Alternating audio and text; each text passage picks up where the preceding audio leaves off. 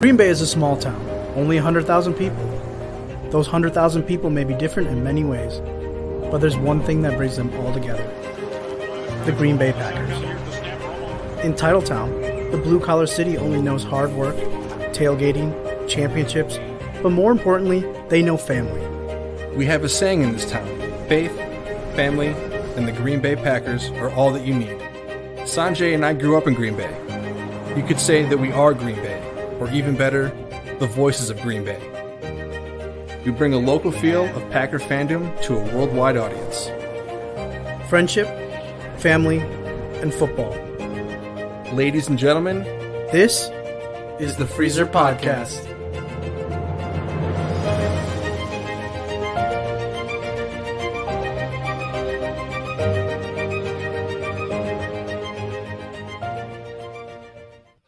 What is up, everybody? We are back. This is the Freezer Podcast, where we bring you a local feel of Packer fandom to a worldwide audience. And alongside me, like always, is Fred and Matt. But today, alongside us, is a very special guest. One that you might know more in the Bucs universe, but don't fret because he is a Packer fan as well, and we will be talking Packer stuff here. But Nathan, welcome to the show. Welcome to the Freezer Podcast. How's it going today? It's going good. It's going good. I appreciate you guys having me on. Yeah, you said, it's Bucs playoff season, so my mind's kind of been wrapped around that. But I'm actually I was happy. I want to do some Packer stuff. I want to kind of get my mind a little bit on, the draft coming up, get a little familiar with all this stuff going on because, as I said, it's been just Bucs for a while as the playoffs kind of approached, and we just started the playoffs on Sunday, unfortunately with a loss. But yeah. And we'll dive right into it because obviously you're wearing your Bucs apparel as we are on the show. And, I think everybody and their grandmother was probably thinking sweep or probably a gentleman's sweep. No matter what, they were thinking, hey, 2 weeks of rest, basically. Let's think of this as out of the gates of victory, probably, hopefully a double point victory. But it was not. And it was actually everything quite the opposite with the big injury, but and a loss, obviously. So your thoughts, at least, on the playoffs and your predictions. Obviously, are you nervous, or are you still calm, or what's your thoughts here, at least on the Bucs right now? It was obviously frustrating, and I was going into it. I'm like, we're gonna either sweep this or we're gonna win in 5. I'm very confident, and I'm still confident because the Heat they shot lights out from 3. The Bucs couldn't hit anything. Giannis got hurt.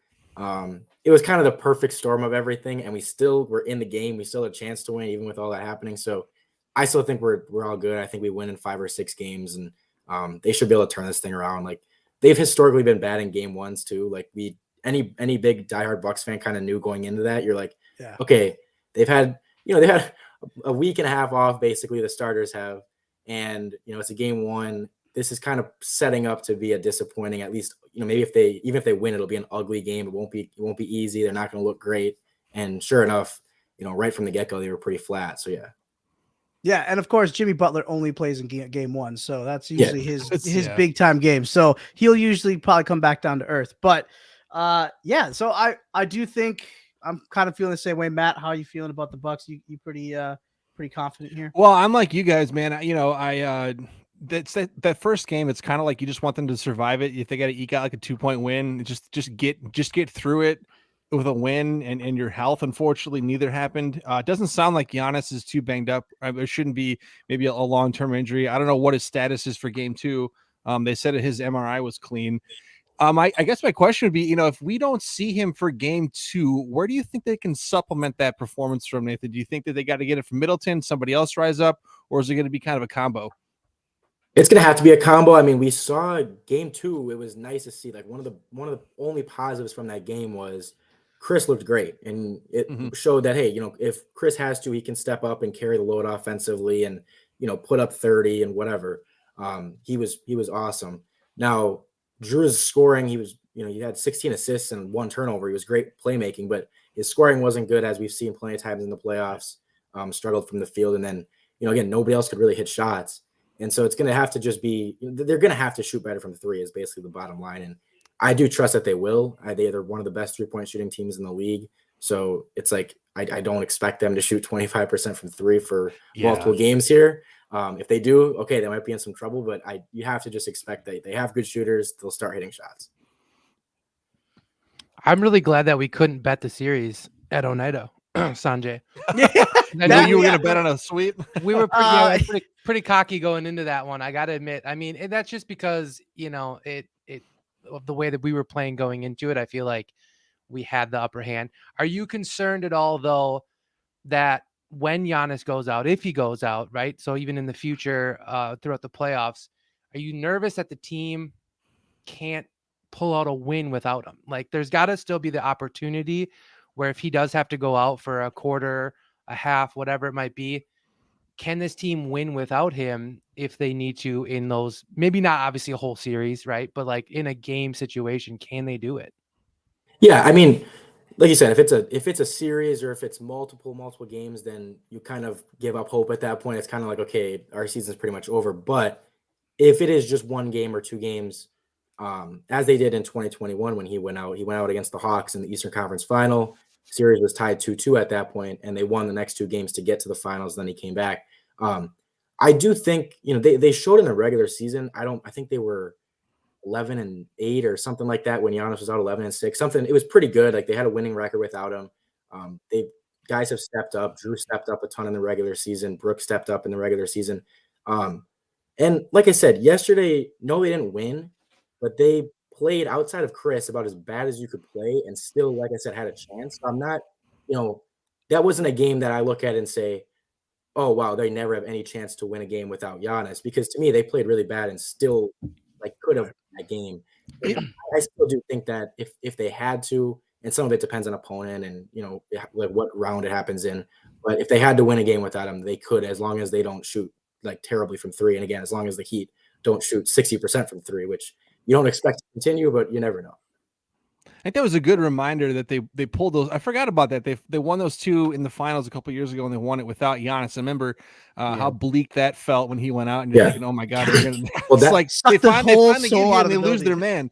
Yeah, that absolutely. one, even though it was in Atlanta, but and that one was that was him bending his knee backwards, where you were this was just a tailbone injury. You're kind of like, okay, he should be fine here, but at the time then it was, oh my God, he is probably done for this season.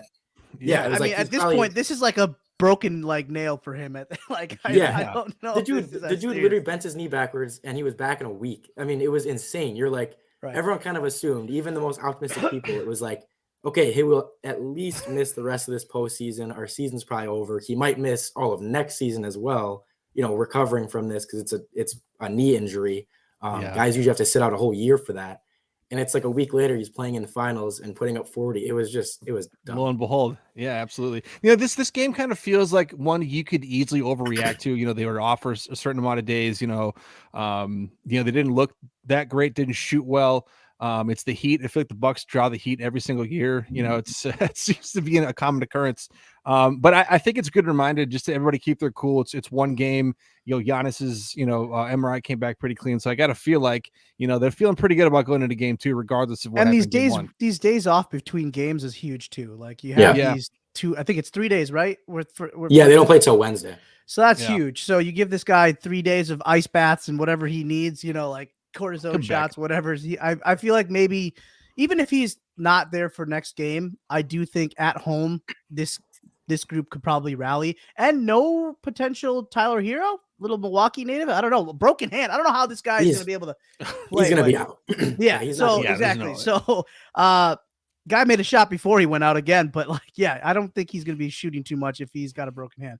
But needless to say, I think we're all pretty high on the Bucks, and we feel confident, and hopefully a week from now we are talking about the Cleveland Cavs, or heck, maybe the New York Knicks. Who knows?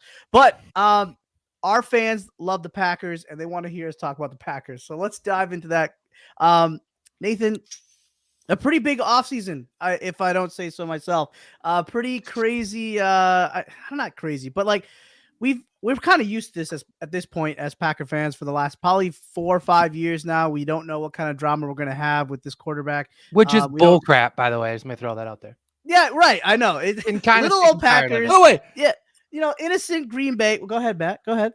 I don't think any of us have gotten together yet since all this stuff's been happening. So we got to see the Lions game. Buckle up. we absolutely came home from the Lions game as depressed as possible, and knowing that we're Again. not going to playoffs. Yeah. So here we are. This is the offseason. It's 2023. It is Brian Gutekunst is probably like make or break offseason, probably depending on how this trade goes, how you revamp this offense and revamp this roster without 12 moving on, and how do you, and this is where you put all your money on Jordan Love. You made the draft pick 3 years ago, and now you get, I guess this 4 years ago now. Yeah. Now you are, you're taking this one right to the counter and hoping that it, cashes in. So Nathan, your thoughts at least on the offseason so far with the Packers?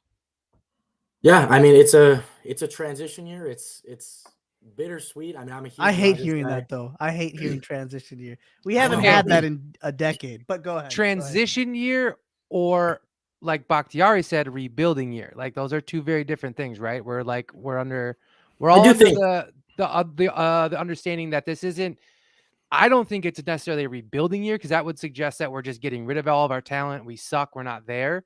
Like, I would say transition. I like that verbiage much better than people trying to be like, it's a rebuilding year. It's like, no, it's not. We're getting rid of it's not an old diva. I want to and take some powder and slap Bach. Like, I'm sorry. Did you hated you his play uniform. roster? I mean, like, you not He see what doesn't you want watch to your play for telling us. it's a rebuild? I'm sorry. Okay, And he yes, said- the quarterback changed, but Absolutely, go on. but he said like multiple times in that interview, like, yeah, like we're gonna suck. referencing us that We're gonna suck. Yeah, that we suck. Come Like on, the word bro. suck compared to our team, it's like, even in the most, like, even in the worst of situations, like the most politically right answer would have never been suck. And No. he managed to use it like 4 times. And I remember watching it and being like, wow, are you like you aren't demanding a trade without saying I'm demanding a Yes. trade? That's the way to do it. Like, I don't know, that blew my mind. And that's where like the conversation then went into, does a tackle become something in the draft? But anyway, we keep hijacking your thing. Yeah. Sorry, go ahead. Nathan, go ahead. This is what happens. Welcome to the show. Now, are you guys? I want to first ask, what are all your guys' like thoughts on Rodgers? Like your guys' analysis of the situation and all that. Oh, very smart. Just like- Get all of our ideas before you. deflecting. Just brief. Like I want to see, because I'm not mad that he's leaving, but I'm not one of the people that's like celebrating it. Like, I'm so happy Rodgers is gone. Like, this is great. I think it's a good thing for like the future and everything. I think it's necessary, but it's time. I'm also like, I'm right? sad about it. Is that the phrase? I think we're pretty much.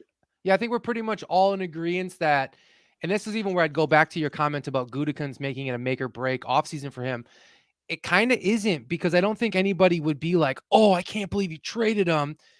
That would have been the 2 years ago, right? When he had to re-sign him. You're That right. was that moment where he had to make a make or break situation, where he wanted to get him out the door. He ends up winning 2 more MVPs, but he signed him. So it actually looked great on his part.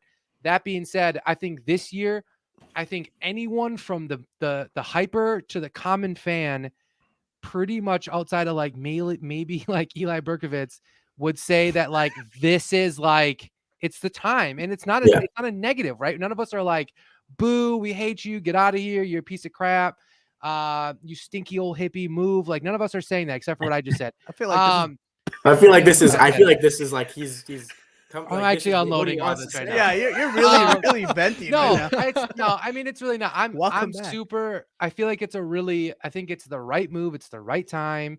I don't like the drama that's happening, but I'm super excited.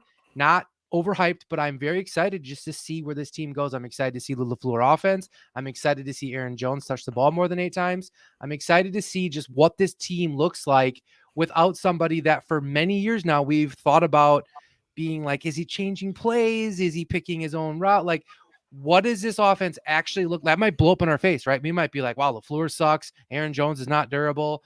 Like, we might figure that all out, but at least we get to figure that out now. And I think that's a plus. Yeah, I would say bittersweet. I think the right word was ready. Like, I feel like the last 3 years where we flamed out, not this last year, but the 3 prior to that we flamed out in the playoffs and couldn't get the job done. I think sort of just put everybody in that headspace of like, I think we're just ready to go do something else. And it's no slight to Aaron Rodgers. We've all loved watching him play. I mean, he's been such a staple of our televisions every Sunday. but I think I'm ready. I think to your point, Fred, it's just like want to see what they can do with something else. Like, Jordan Love, they brought him in. He's obviously his time is now. So I think it's just embracing this future of the Packers and kind of seeing what happens. And for all we know, we might be sitting here, come September going, holy shit, I wish Aaron Rodgers was still here. I mean, who knows? Yeah. But I think that's the great mystery. And I think all of Packer Nation has to embrace that this year. I've seen way too many people just seem to think that, well, they're just going to win 11 games. They're going to go back to the playoffs. Not a big deal. They're not going to skip a beat. I just think, embrace the process, I guess would be my plea to fans. Yeah, I do think, and I love what Fred said about like, it's even if we do look back on it and say, oh, I wish Rodgers was here. And like, we find out that, we actually kind of do suck. You at least find that out. You at least know, you at least went through that year. It's going to be a refreshing year, I think, no matter what. Even if they are bad, it'll be refreshing to see everything laid out and see what you've got.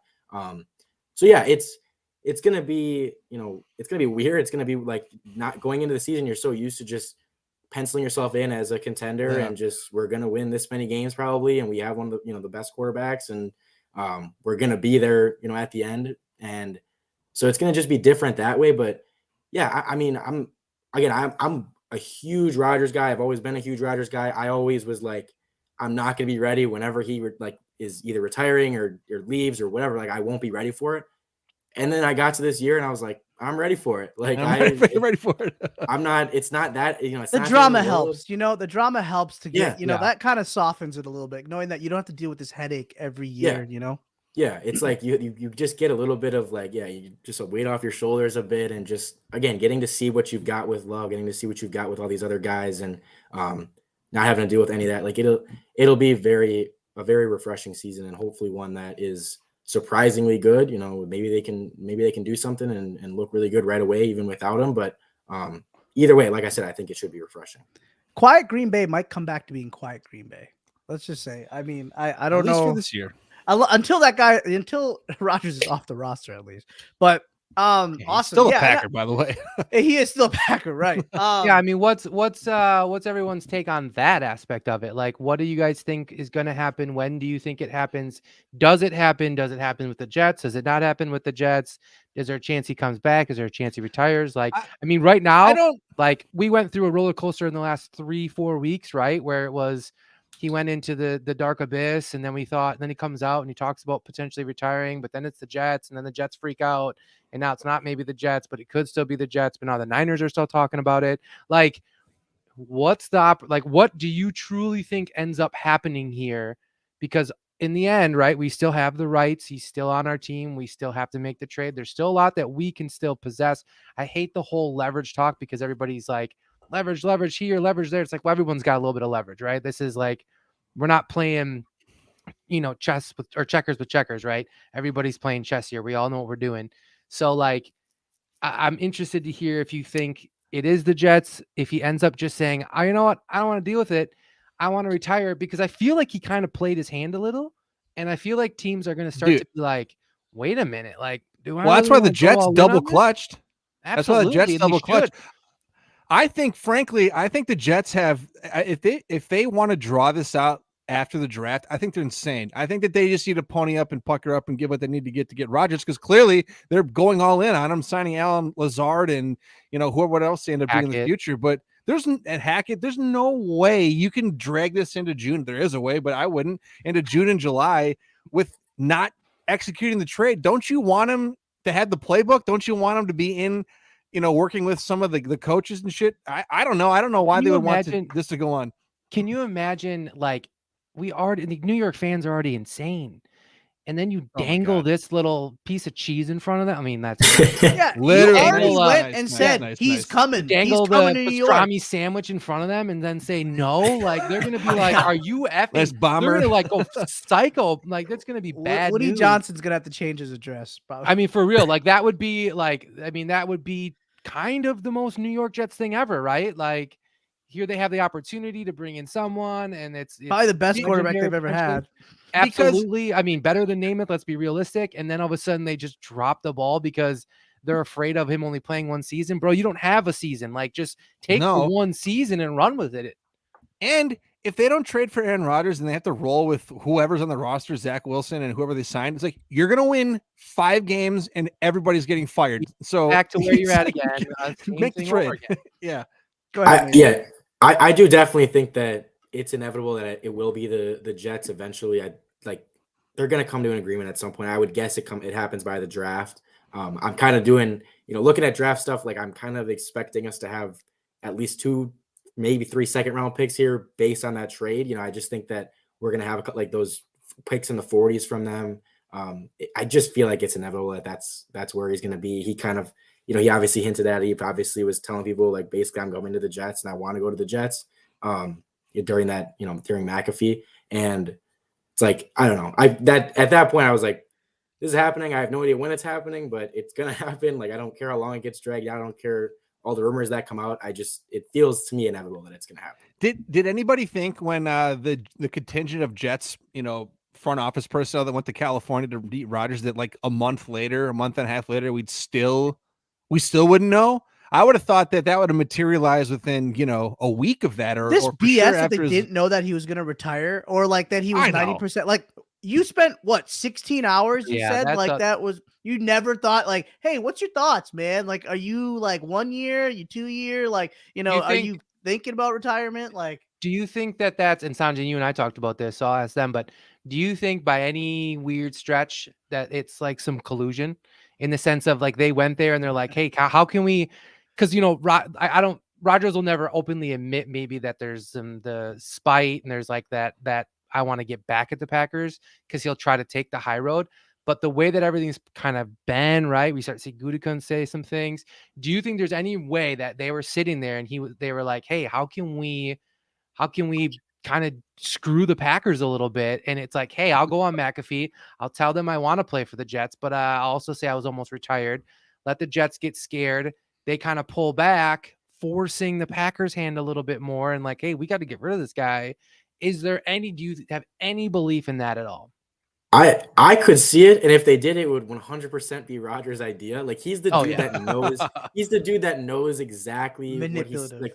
He knows what he's saying. He knows what he's doing. It's all intentional. It's all planned. It's all none of it's just like on a whim, kind of randomly saying stuff. Like he knows exactly what he's doing at all times. So he had calculated is exactly what I mean. 4 days in a cave to figure it out. So I mean, he probably sat in there and was like, how can I get the Packers to kind of get, but then in the end though, it doesn't make any sense because we were going to pay him as if he was coming back, right? Like we were going to be like, look, we'll eat that. So the joke's on him because we just be like, no, you know what? We're not going to buy this. We'll sit on you all year. You can just sit there and moan and like be like a whiny little baby. Well, and then, go ahead.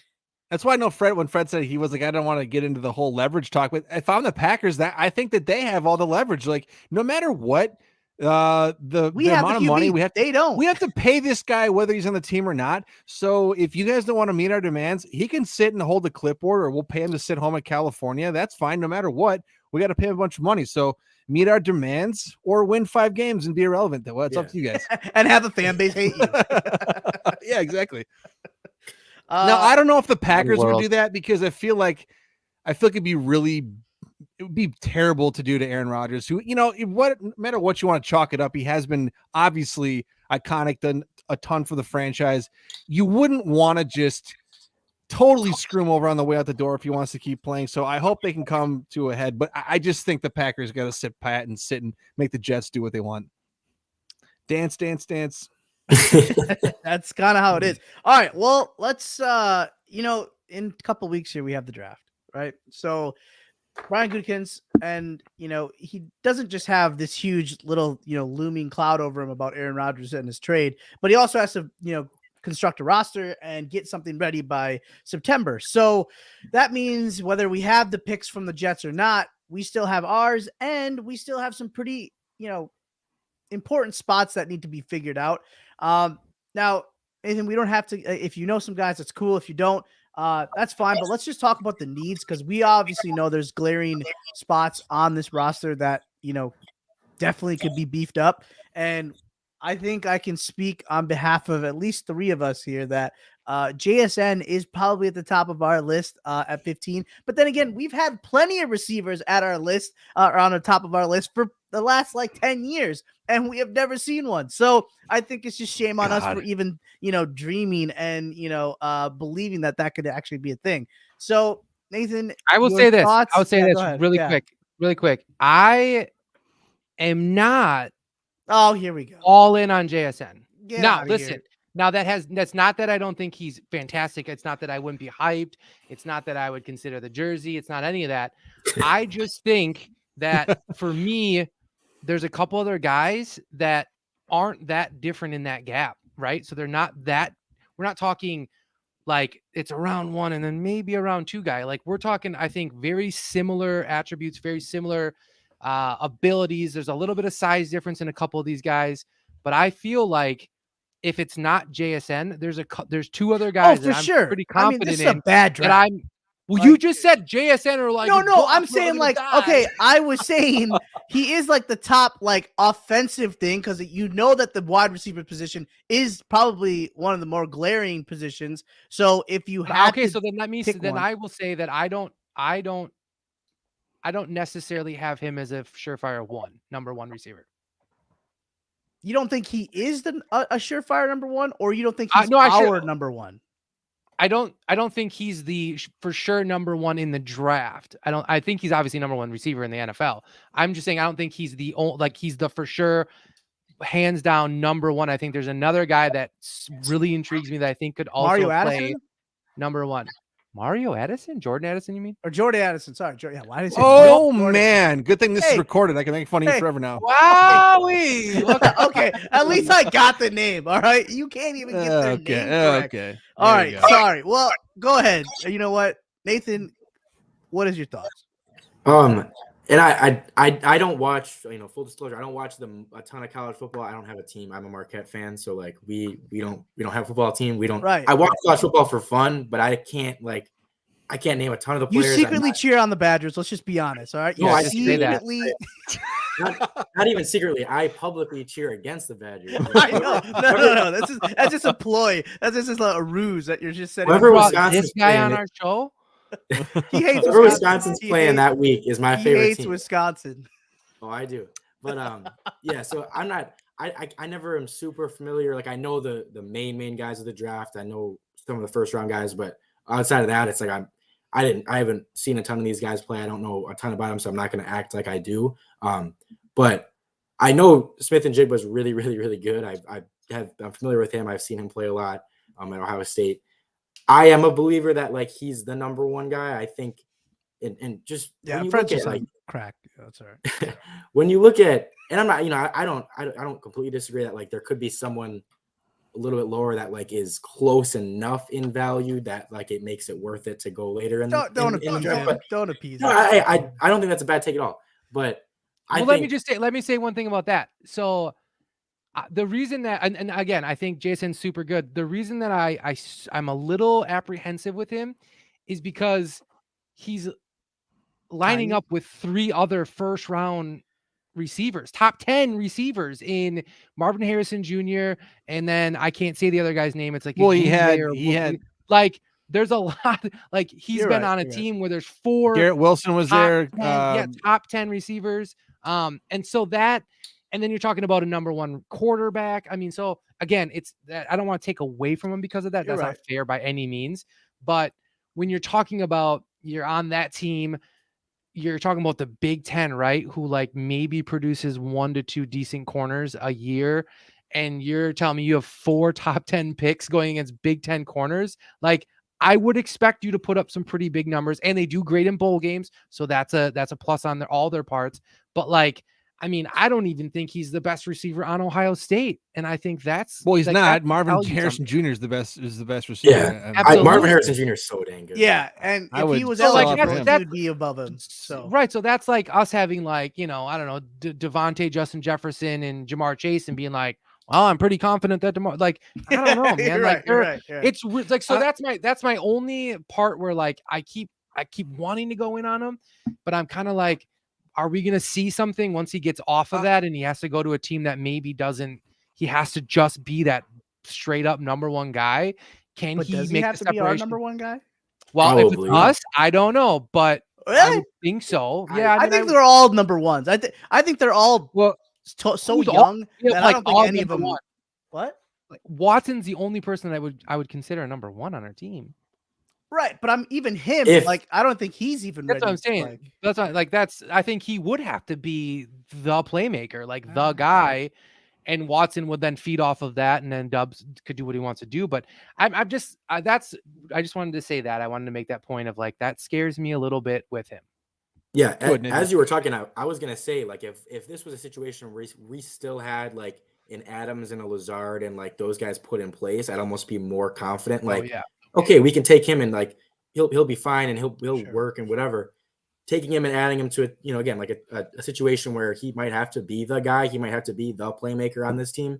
It makes you a little bit more nervous. Like you want to have, I guess, a little bit more confidence that he can be that number one. So that's a very good point. I mean, I don't you even think I he's didn't- better than Garrett Wilson? Yes. Yeah. Because Garrett do like- Wilson went and became the guy in the Jets. Let's just be Yeah, honest. and that's a good point too. So that's a great counterpoint. And I do think, well, the I would pedigree say out I of don't Ohio think State's he's good. any worse or bad. Yeah, Absolutely. but I'm just saying the argument was because they're all No, like you're right. number That's a good ones, right? argument. There's four guys, right? And but Garrett I Wilson mean, did if come all four of back them, if and all four of them go on put to up be numbers. beasts, then I was an idiot. Now We'll see. What makes me nervous about this team is the tight end room, which is the worst tight end room in the entire league. You're right. It's You're not right. even close. It's not even close. And frankly, the wide receiver room is quite bare bones. I know that we love Watson and Dobbs, but after that, there's nothing. Come on, Yeah, bro. great. Toure, okay. I'm talking Dude, about we got Jeff production. Cotton. Are you Dobbs- kidding me? We got Yeah. My bad. So I know like Dobbs had a nice stretch, but it's still a ton of unknown at wide receiver and pass catcher. Like by no means are those guys going to guarantee to have huge sophomore years. So to me, it's like if they don't get JSN, you got to add 2 to 3 pass catchers, I think, in the first 4 or 5 picks. Nathan, let's just preface because that this is the guy that will only ever say wide receiver for every draft. This is the guy that's been right, and this is the guy who's been right for 3 years, and everybody has had to eat steaming piles of crow in front of me. It's been a pleasure to watch. But what I just feel like they're not going to go into free agency. There's no big free agent class to go grab a bunch of guys. You're not going to trade a bunch of draft picks for some veteran wide receiver with a hefty contract. So really your only option here is to pick them in the draft. So you're going to have a really young team again at that position. So if it's not JSN, maybe it's Jalen Hyatt. Maybe it's the guy from TCU, Jordan Addison. Maybe they add a couple of those tight ends, Kincaid, Mayer, Laporta. There's several guys they can look at, but I just think you got to add a bunch of guys and let the chips fall where they may, because you can't go in here going, well, Toure's our third guy and Tyler Davis is going to get a bunch of meaningful reps. If you do that, okay. Yeah, but we only got like 7 picks. Like I know, but I've been pleading with the Packers. Take a year off from drafting all these defensive guys and just stock the cupboard on offense. Reinvigorate the team and then see what happens after that. But that's where I stand. I'm not the same as everybody else. Well, you can't throw Jordan Love out there with nobody. Ahead, That's terrible. Okay, so I'm usually on the same side as Matt. We're like, I always want receivers. I want that flashy new receiver. We've always kind of needed one more guy. And it's like, being a kind of a casual college football fan, and like you go into the draft and like, again, I feel like the people that don't know a ton of players, they just want the receiver, they want the running back, they want the quarterback, they want the guys that everyone knows. You don't get like, nobody's like, oh my God, we got a great tackle. I want to tackle. Yeah, exactly. Yeah. So I kind of like went into this one and I'm like, okay, should I just like reevaluate kind of how I'm going about this? Like, do we really need a receiver that bad? And then I'm looking at the depth chart and I'm like, holy crap, like it is. They just need bodies. They need bodies. Like the receivers and the tight ends. It's like, oh my goodness. And then what Fred was just about to, what he was just getting to is, I right away thought, I'm like, this is basically, a test year for Jordan Love. You want to see what you've got in him. You can't use your test year with, Christian Watson, Romeo Dobbs, and Josiah. No, you have to get at least a couple guys in here to have some idea of just how good this dude is, because otherwise he's going to stand basically no chance to do anything. Can somebody tell me who the wide receivers were when Aaron Rodgers took over the team? Did he have guys to throw to? I can't remember. Little I can't different story. remember what the team looked like. Ted knew to go get receivers early. Like that's the only thing. You know, Brian Gutekunst, this might be his only blemish, is that he thinks that 4th and 5th round receivers are the real deal. But, you know, I agree. I do think that, you know, these positions are of need. I think you can still get one of each in this draft. I think I for sure think they're going to get one of each. Could they get 2 receivers? Probably. Could they get 2 tight ends? Maybe. But you have to also look at other glaring needs. We don't have Adrian Amos anymore. You literally have Keyshawn Nixon potentially being a safety, or they may move Rasul Douglas. I think you need to get a maybe not a true safety, but a guy that you think is a good athlete that can play that position. It is great to hear today, breaking news, that Yosh Nijman did sign his tender. Thank you. So we do have some depth now at tackle. Tender I don't know if Bakhtiari has one foot out the door. He clearly thinks we suck. So I don't know. And also his health. He's like, I don't know what day my knee will wake up and it's going to be good. So we know this guy's probably only going to play like 8 games. So you got to start planning for the future. If it's Zach Tom or if it's Yosh, or I mean, obviously you need to have a right tackle. So it's got to be Zach Tom. So, you know, whatever that may be, you're going to have to figure that out as well. And then you still have no edge. You have one guy right now, Preston Smith, that is healthy. Jonathan Garvin, okay. That guy's like, you know, just a poor man's version of like, I don't even know. What about Enigbare? Enigbare had a nice year. He really did. And I hope that he can produce and at least he can take another leap. But again, you don't know when you're going to get Rashawn Gary back. You still need to keep, you know, feeding the depth chart. And I think this is where you as a GM have to figure out where the balance is, you know, in your needs. Is it best player available? Is it by need? I know the Green Bay Packers really do like going by their RAS scores and going by best player available. Go ahead, Matt. If you're sitting there at 15, right? JSN's gone. Would you guys entertain a trade down? Would Absolutely. you trade down Yes. late teens, early 20s, pick up another 2 or 3?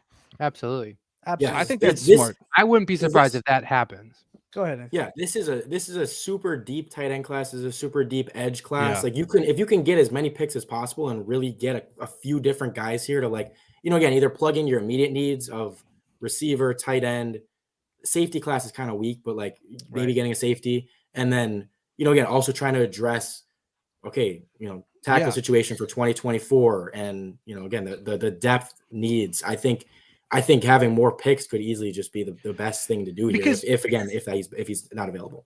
Totally agree. I think you can trade back into probably the early 20s, maybe still get one of the top tight ends on the board. You probably have your pick of whatever's left at tight receiver. End's a little rich at 15, but you're telling me at 19, 20, like, okay, I'll take a Michael Mayer, I'll take a Dalton Kincaid, and now you still have a 2 or a 3 in the second, or like an additional one? 100%. Exactly. Don't take a tight end in the first round. See, everybody's saying that. No, and you know what? What? TJ Hawkinson went top 10, and he's pretty solid. Okay, but like, is he Irv like Smith has he been that great? Irv Smith sucks. I mean, Kyle Pitts, still don't know. Not been number 4. That's a pretty big pick. It's the Falcons, though. It's the Falcons. Yeah, I mean, what do you want from them? Okay, you Marcus Mariota throwing the ball. Jeez. I mean, did you buy his jersey or something? You're pretty attached. Maybe. I think the problem is maybe I'm completely wrong with this. So say if I am, but thank you. I think across the league, right? I don't think there's a bevy of great tight end talent, right? I think the problem is we're in an era where we have a Kelsey, and we all just imagine a life with a Kelsey, and he's a unicorn. He's like an absolute unbelievable player, a record-setting guy, generational dude.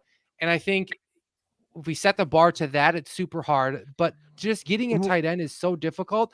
We had one. The statistics are 3 years, 2 to 3 years of before they actually start really kind of coming into their own.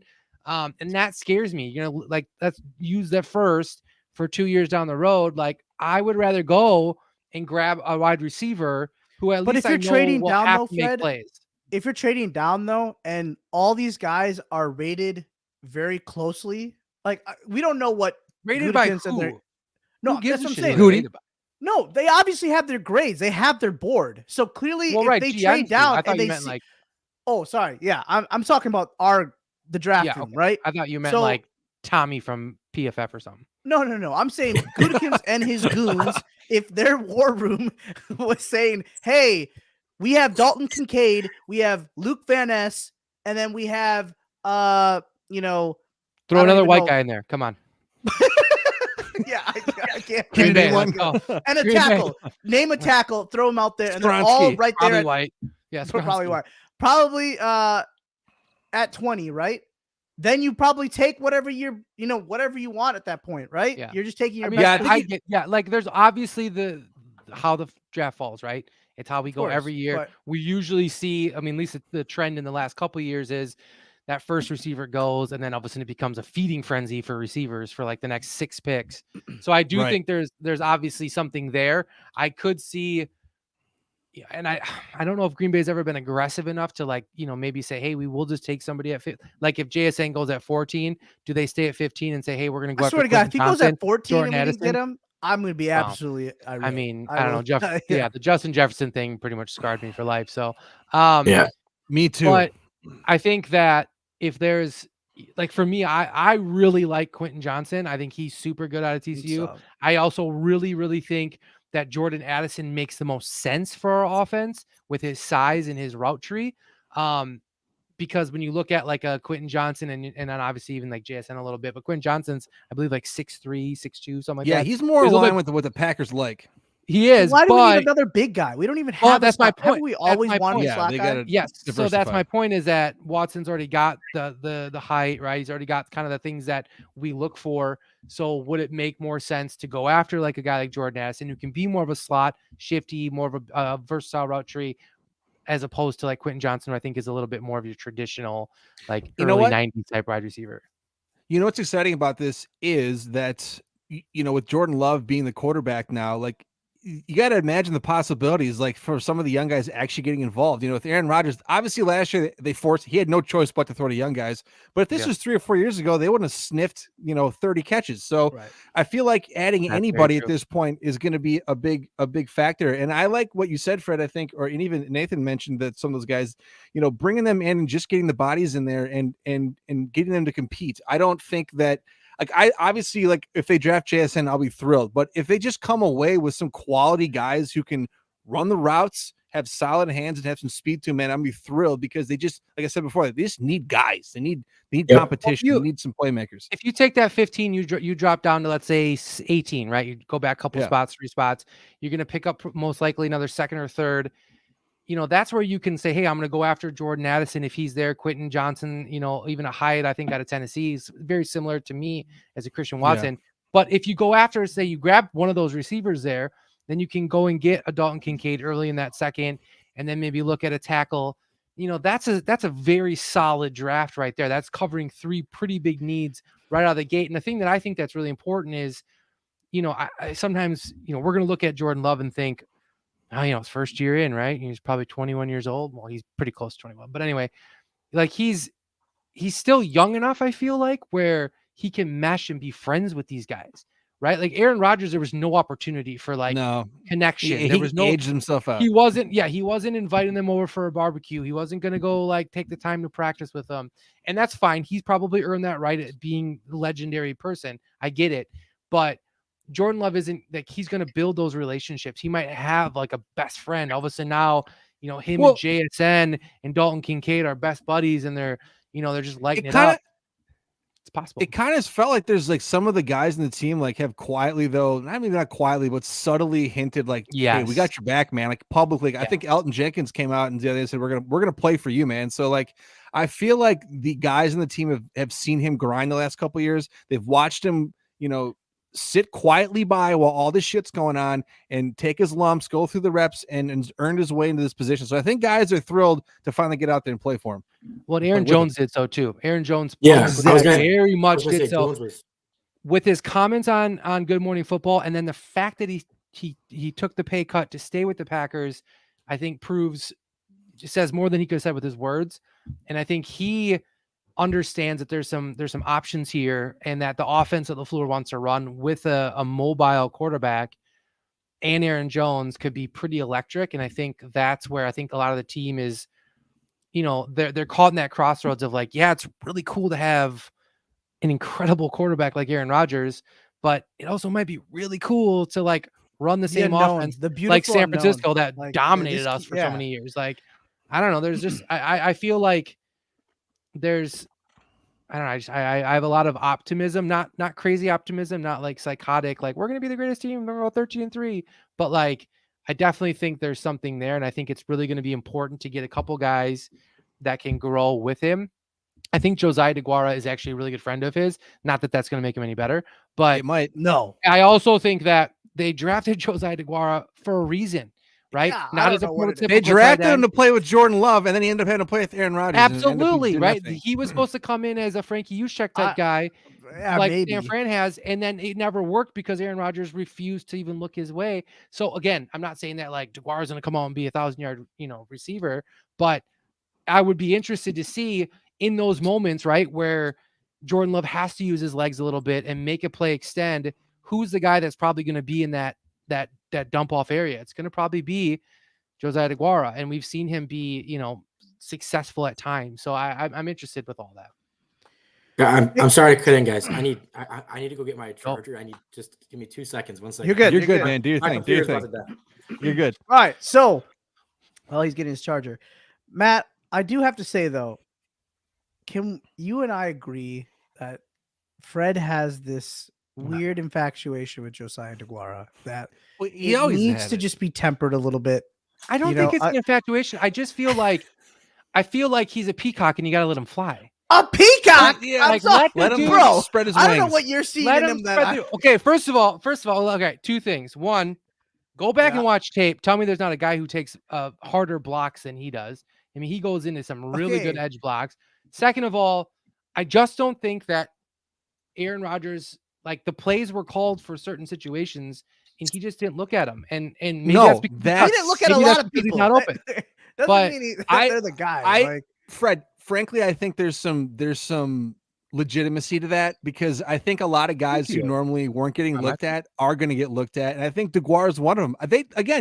They drafted him for a specific reason. Like they didn't just throw a dart. Yeah, we'll take this guy. I do think that they had some serious plans for him, at least coming up in the offense, and they didn't account for having to have Aaron Rodgers at quarterback. I will admit, for those 3 this years. offense should see guys. There should be 14 different receivers probably catching a ball in this offense now, like Aaron Rodgers used to do. Yeah. Is DeGuara meant to be a pass catcher though? Like, do we think that that's a big reason why they drafted can't him? hurt. I feel like, in Cincinnati, he did. He caught a lot of like in the flat shorter H-back stuff. So they would have him kind of come across and then just be a safety outlet, right, for their quarterback.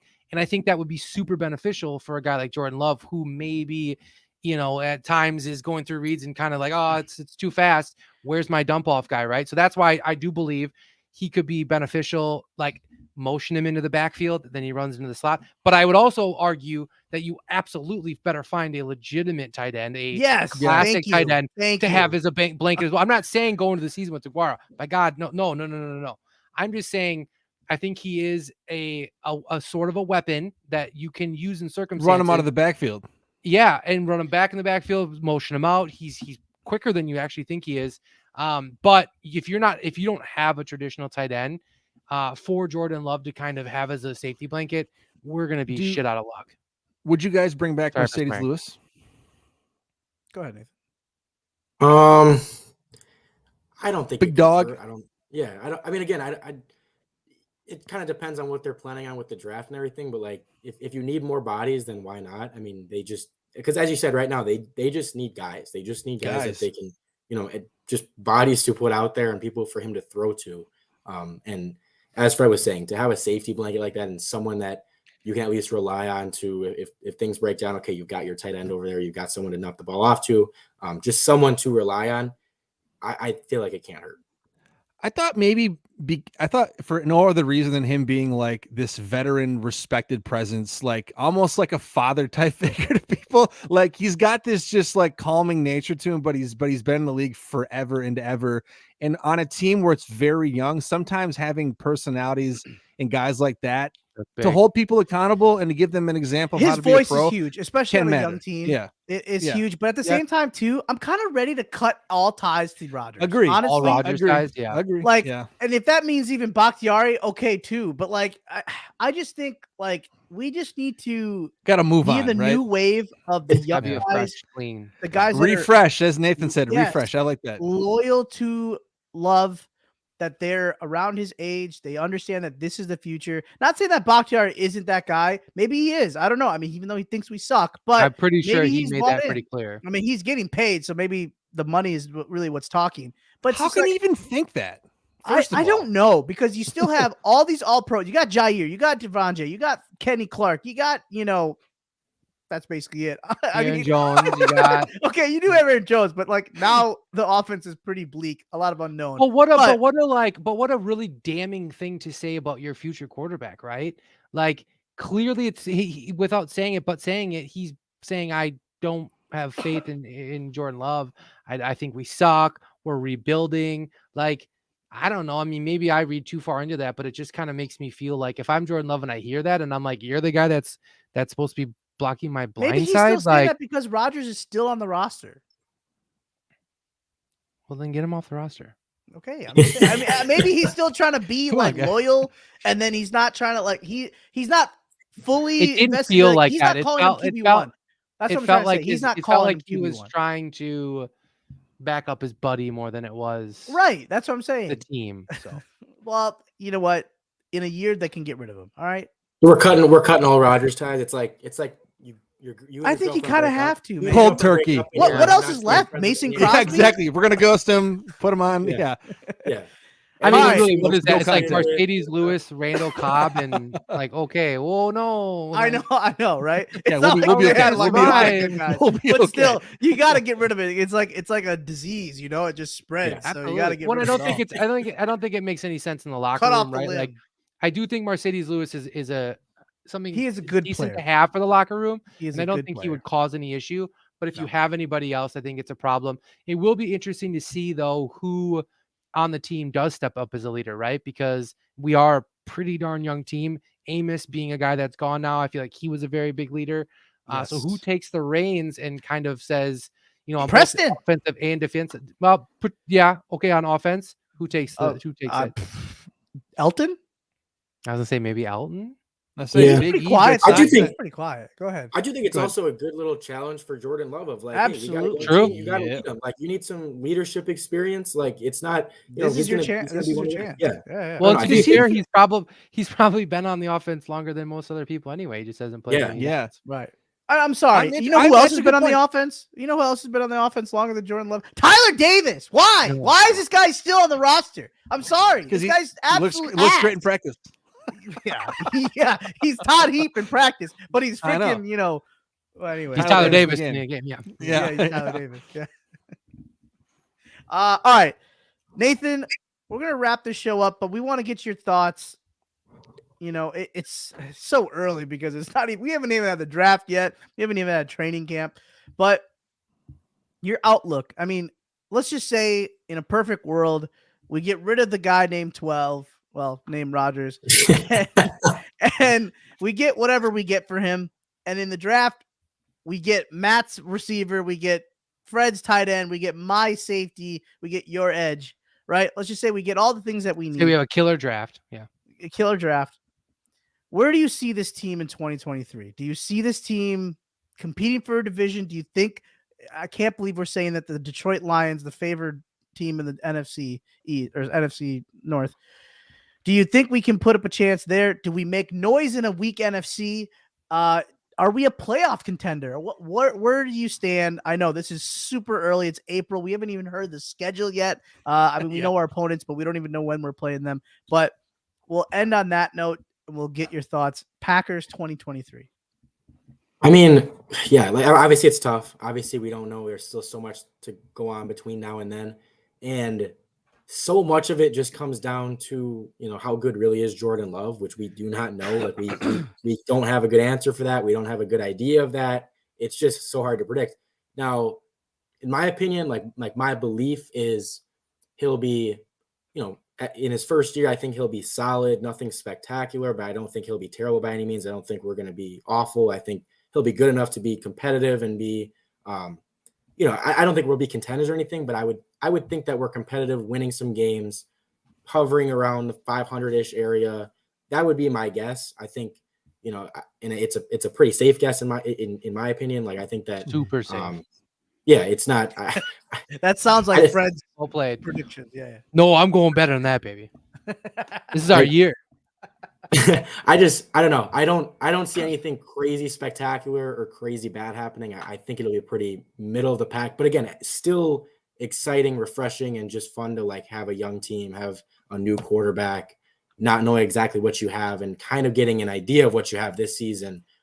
It should be fun, but no matter what they do, it'll be a fun season.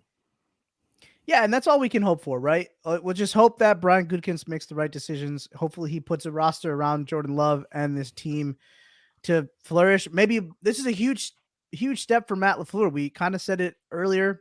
Is this the coach? Was he just carried by Aaron Rodgers and his MVPs, or is he actually that dude who can play call and be a quarterback guru and be a Kyle Shanahan or a Sean McVay and take this team and take any quarterback? It don't matter if you have a Hall of Famer or if you have this rookie, whatever it is. This is a huge moment for him too, and this is finally someone that can run his offense, can listen to him in his helmet and make all the right reads and know that there's more than just one guy on the, on a route. He can throw it to everybody, even including Josiah DeGuara, whatever it means. This is a great moment, for really, like diehard Packer fans. I think, the average Packer fan, I think they're just, still teeter-tottering about it's probably like the Rodgers Favre thing, right? Do we really believe this team could be good? But if you really just give this kid a chance and give this coach a chance, we'll see. If they're ass, then they're ass. Okay, then we got to. And just going this shit over. But go ahead. Going back, going back to it all goes back to what Fred said at the beginning of like, no matter what happens, it's necessary. We need to find out. We need to know. It doesn't matter, even if it is bad. It was still. We're gonna look back and say that was needed. That was necessary. I'm not gonna say it was anything bad. And my hope is the fan base has some patience to them about this year. Absolutely. Allow this team to come together. Yeah. Like LaFleur said, you have to temper your expectations big time on it, and that's just a fair thing. I will say, Nathan, you're really smart. You keep talking about what I'm saying. No, we're not going to have you come back on whenever the you show. want. No, we're not. This is a one and done thing. But I want to say one thing that I think that I feel like we're so focused on Aaron Rodgers, obviously in that situation, and we're also very focused on the wide receiver situation, as we should be. But I like the team, right? When we really look at the team in a whole, right? The defensive side, you have Kenny Clark, Devontae Wyatt really came on towards the end of the year. I know Quay Walker had a lot of issues, but he played fantastic. I'm so excited about him. Devontae Campbell. I'm excited for Stokes to come back because he had a great first year. We don't know. I mean, obviously he's going to have a little bit of a tapered off beginning of the season, but he could come back, play great. The safety thing is a little bit of an issue, but we could address it. So defensively, I feel pretty confident in our team. Offensively, I still believe that we have a great offensive line. I know people maybe want to think there's some question there, but we had a lot of depth these last couple of years, and we've continued to increase that. We have, Jones, who I think has been electric. We've all talked about it during the season. A little bit of a fall off come like December. We got to figure that out. But, let's not forget that at the beginning of last season, we were all riding the A.J. Dillon horse, right? And that wasn't the greatest of season, but I can imagine he's probably going to come back a little bit stronger. So I like that part of our team. I like the fact that we could be a run-first team. We're not that far off, and I'll probably get some arguments on it. We're not that far off from necessarily what the Eagles looked like going into the season last year. Now, they obviously outplayed themselves. I thought Jalen Hurts was fantastic, but there's not a whole lot to say that we couldn't still have that same trajectory. And I want to finish with one thing before you say something, Matt. Keshawn Nixon. Thank you. Oh, also. Yes, absolutely. Go ahead. Who's going to be our kicker? Oh my God, I don't even know. That That's Italian guy. The guy, or no, the Ahmed. Yeah, there we go. Now he's not Italian, but anyway. All right, there we go. Wow. You should know better, Sanjay. No, I was thinking of the other guy that we had like maybe 4 years ago. That was like that Italian guy, Antonio Bertuzzi, or what? I don't know. Matt, go ahead. Yeah, go. I forgot what I was gonna say. It wasn't anything good. All right. So Nathan, thank you so much. Obviously, you are welcome anytime as long as you don't Yeah. keep, pumping up Fred. No, keep But- doing. He what could be you do, man. Fred's proxy, and when Fred's gone, he can this come is in clear, for it. Yeah. exactly. You can be the Yeah. proxy. Folks, if you do not know who Nathan is, he is Milwaukee. He is the fear and fear the deer. He is. I am Milwaukee. He is Milwaukee. Maybe not Wow. Marquette. We don't like Marquette, but we like. Just kidding. Awesome. You guys got to check him out. And as far as See you, Fred. Nathan, are you doing anything? I thought I saw you doing like a show before. Do you have a podcast or anything that you're doing? Yes, I do a Bucks podcast with one of the former Milwaukee radio guys, Steve Sparky Pfeiffer. Oh, awesome, man. We do a podcast on the Bucks. It's called Green and Growing. So we do that twice a week. And obviously, right now it's prime. This is prime Bucks season right now. It's playoffs. So we've been doing that all season, and now we got the playoffs coming up. And yeah, I do some writing stuff on the side. I write for Fansided for the Bucks and occasional articles there, and then. Most of my stuff is just through Twitter. I do a lot of live spaces on there after games and just rambling about the Bucks and so awesome. Yeah, see, there you go. You find all this stuff right there. And you know what? Joe with the win, baby. I would Joe with the win. See, I'm not crazy, this is what it is. Hey, but with that being said, thank you again so much, Nathan. We hope to have you again sometime soon. Yeah, thanks, man. Good luck with everything. Hey, Bucks and 6. We always know it. Hopefully they can come back and get these heat out of our city. So with that being said, that's Fred, that's Nathan, that's Matt. I'm Sanjay, and like always, go Pack. Go and go Bucks.